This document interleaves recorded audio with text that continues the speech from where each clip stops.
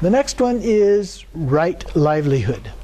And so here he talks about some specific ones. He says avoid wrong livelihood, trading in weapons, trading in living beings, like slave trade, trading in meat, and then trading in intoxicants, and trading in poison.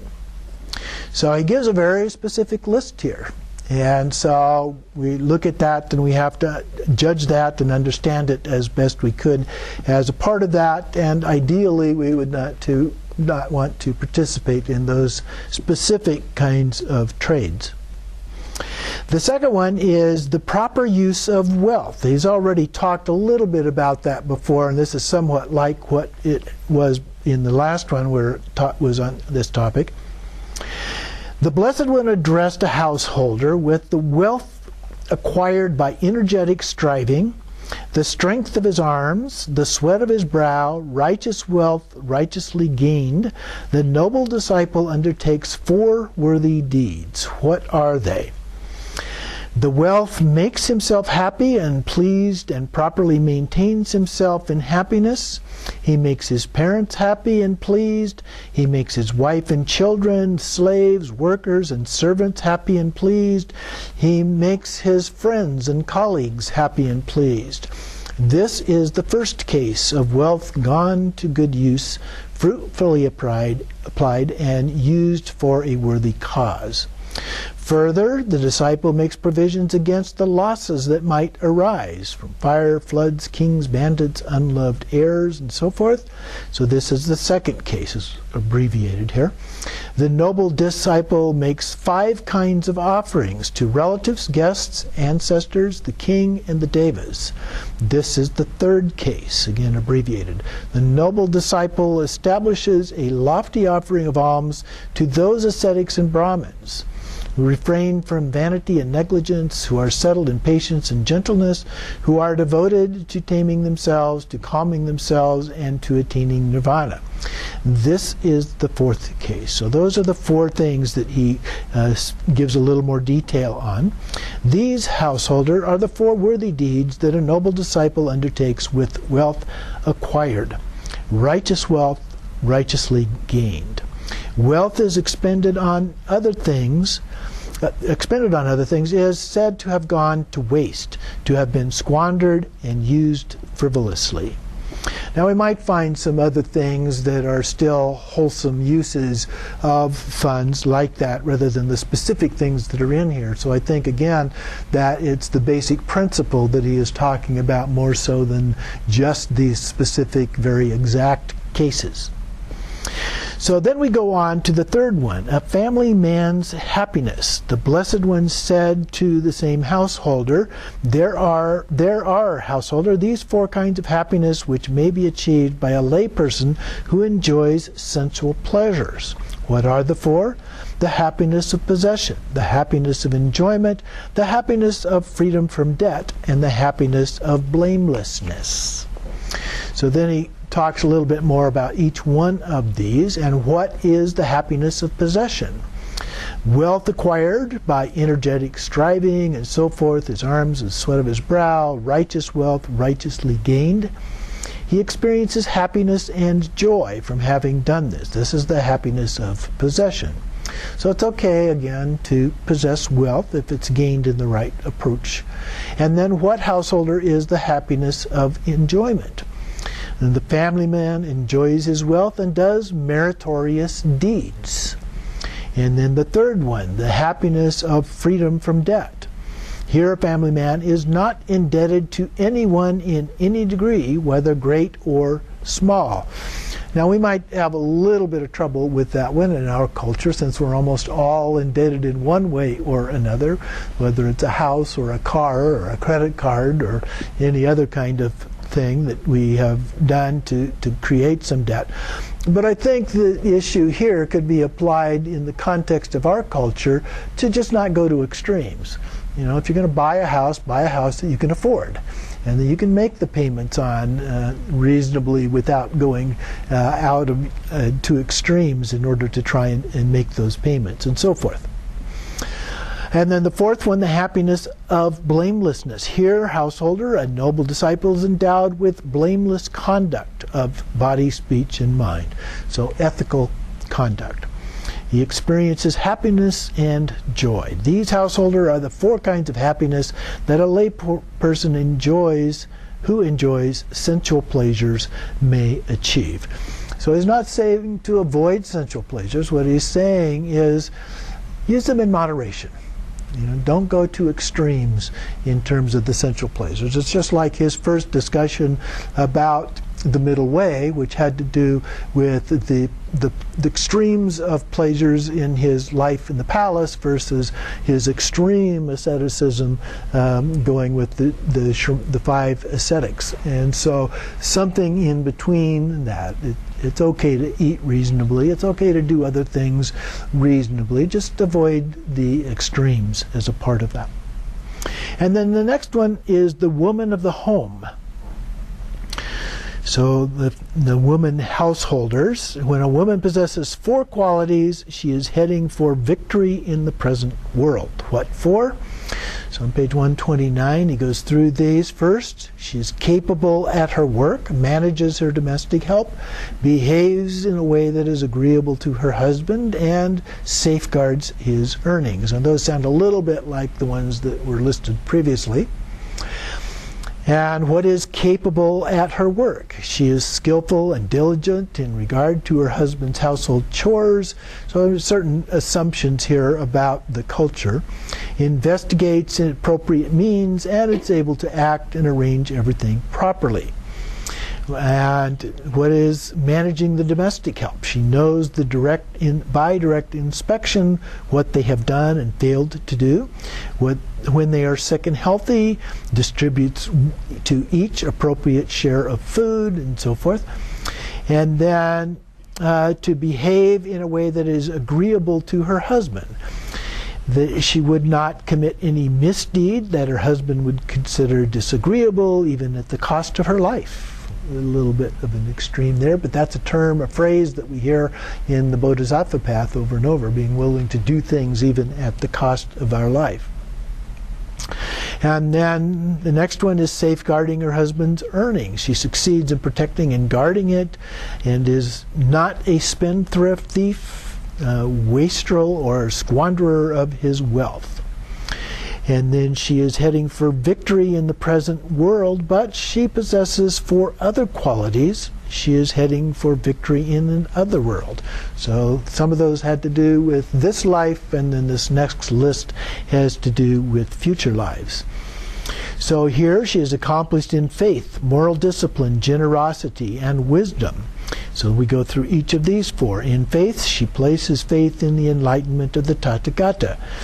We've heard that one before. In moral discipline, a woman abstains from the destruction of life, stealing, sexual misconduct, false speech, from wines, liquors, and intoxicants, the basis of negligence. So we've heard those four before, the five precepts. And then in generosity, she dwells at home with a mind devoid of stinginess, freely generous, open-handed, delighting in relinquishment. One is devoted to charity, delighting in giving and sharing. And then in wisdom, the last one here, she possesses the wisdom that sees into the arising and passing away of phenomena, that is noble and penetrative, and leads to the complete destruction of suffering. So following the Dharma, understanding the Dharma, and so forth. When the woman possesses these four qualities, she is heading for a victory in the other world. And again, these could be applied to either gender in most of these cases. You could take it out of the household and apply it to the work environment, for example, for somebody of either gender. But the same basic principles apply here. So we can look at those and see how best to apply those. Then it gets expanded to the community, the last area here. And the first part of that are the 6 roots of dispute. So here he's talking to his assistant Ananda. Here there are, Ananda, these 6 roots of disputes. angry and resentful. Such a monk dwells in respects and deference toward the teacher, the Dharma, the Sangha, and he does not fulfill the training. This creates dispute in the Sangha, which would be a harm for the harm and unhappiness of many. So you should strive to abandon that, the same evil root of dispute, and you should not see any such root of dispute. Practice in such a way that the same evil root of dispute does not erupt in the future. And then again, the monk is contemptuous and insolent, envious and niggardly, deceitful and fraudulent, has evil wishes and wrong view, adheres to his own views, holds on to them tenaciously, and relinquishes them from difficulty. So in the original text, he goes through each of those the same way that he did the one previously. And so then such a monk dwells without respect and deference toward the teacher, Dharma, and Sangha, and does not fulfill the training. So that is what creates the dispute. Then we have 6 principles by comparison to cordiality. These 6 principles of cordiality create love and respect and conduce to cohesion, non-dispute, concord, and unity. What are they? Bodily acts of loving kindness in public and in private toward companions in the holy life. Verbal acts of loving kindness in public, private, and companions in the holy life. Mental acts of loving kindness in public, private, and companions in holy life. So, all of those, body, speech, and mind, and loving kindness. Then again, a monk enjoys things in common with his virtuous companions in the holy life without reservation. He shares any righteous gain, including even the mere content of his alms bowl. On the next page, he dwells in public and private, possessing those virtues that are unbroken, untorn, unblemished, unmottled, freeing, praised, wise, grasped, leading to concentration. He dwells in public and private, possessing that view that is noble and emancipating and leads one to practices in accordance with it to the complete destruction of suffering. These are the 6 principles of cordiality that create love and respect and conduce to cohesion, non-dispute, concord, and unity. Then we have the purification for all of the 4 castes. Thus I have heard. The 500 Brahmins, here he's using Brahmins in a little different way. He's talking about the Arhats here. At the time the 500 Brahmins come, this ascetic Gautama describes purification for the 4 castes. And a Brahmin student comes, and he is the master of the 3 Vedas, the liturgy, phonology, etymology, the histories, and the marks of a great man. And then they went to the Brahmin student and said to him, Gautama describes purification of all of the 4 castes. Come and dispute with the ascetic, this is his friends, Gautama, about his assertion. So his friends are trying to get him to go and play the role of debating with Gautama, the Buddha. And so the ascetic Gautama is the one who speaks the Dharma, those who speak the Dharma are difficult to dispute with. I cannot dispute about this assertion. So he's got a little resistance to going and challenging the Buddha. And then they come back a second and a third time, and Sayajana finally consents. And then he went with a larger group of Brahmins and meets with the Buddha. Master Gautama, the Brahmins say thus: Brahmins are the highest caste, the fairest caste. Only Brahmins are purified. Brahmins alone are the sons of the Brahma. What does the Master Gautama say about that? Now, Salayana, the Brahmin women are seen having their periods, becoming pregnant, giving birth, and nursing. And yet those Brahmins, though born of the womb, say Brahmins are the highest caste, and so forth. And then what do you think, Salayana? You have heard that In other outland countries, there are only two castes, masters and slaves. That masters become slaves and slaves become masters. So I have heard, sir. Then on the strength of what argument or authority do Brahmins in this caste say that Brahmins are the highest caste? There are no Brahmins in those two castes. Okay, there's masters and slaves, no Brahmins. Although Master Gautama says this, still the Brahmins think Brahmins are the highest caste. What do you think, Asalyana?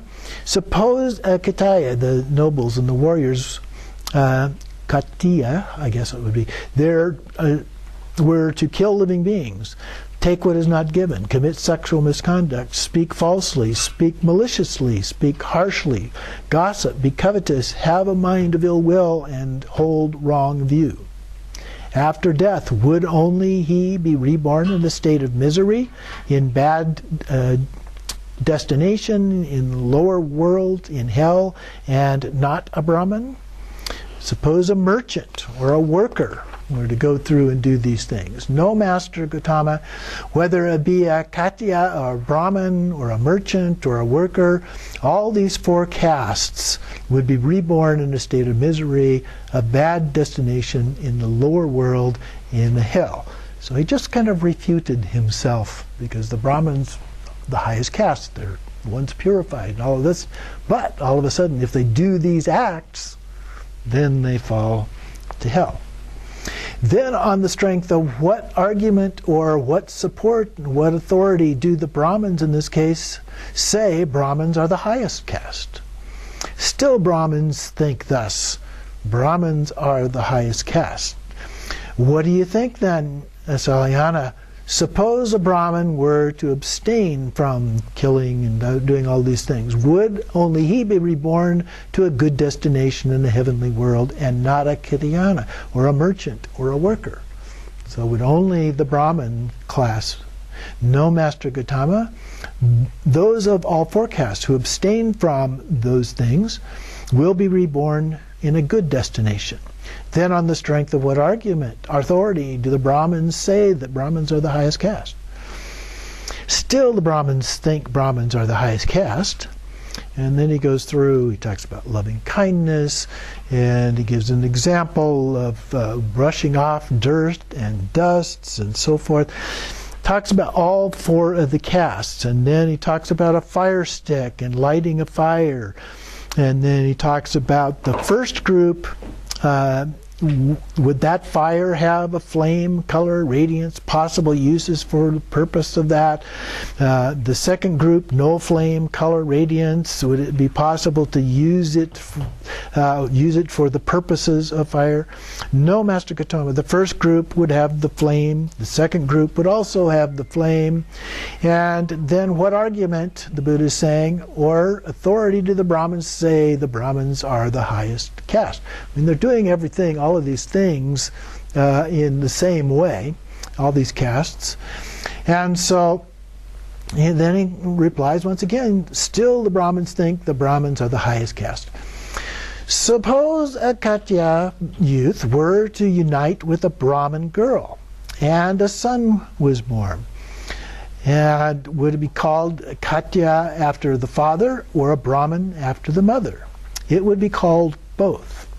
Well, suppose then a son was born from a Brahmin youth and a Khattiya girl. They also would be called both. Suppose there was a mare who mated with a male donkey. They had a foal and was born. Would it be called a horse after the mother, or a donkey after the father? It's called a mule. It doesn't belong to either kind. I see the difference in this case, but I see no difference in either of the former cases. Suppose then there were two Brahmin students, brothers, born of the same mother. One student was very studious and intelligent, and the other one is not. Which of them would Brahmins feed first at a funeral feast, or at a ceremonial offering, or a sacrificial feast, or a feast for guests? Brahmins would feed the first one, who is studious and intelligent. Suppose that there were two Brahmin students who were brothers of the same mother, one studious but immoral. and of bad character.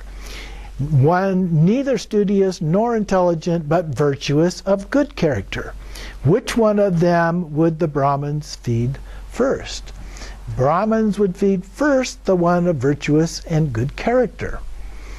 First, Asalyana, you took your stand on birth. After that, you took your stand on scriptural learning. And after that, you take your stand on the very ground that purification is for all castes, as I describe it. When this was said, the Brahmin student, Asalyana, sat silent and dismayed. His shoulders drooped and his head was down. He was glum without response. So he just didn't know how to respond to this one. The Buddha had finally caught up with him and his misunderstanding of the idea that only the Brahmins are of the highest caste and purification and so forth as a part of that. So we'll take a break here.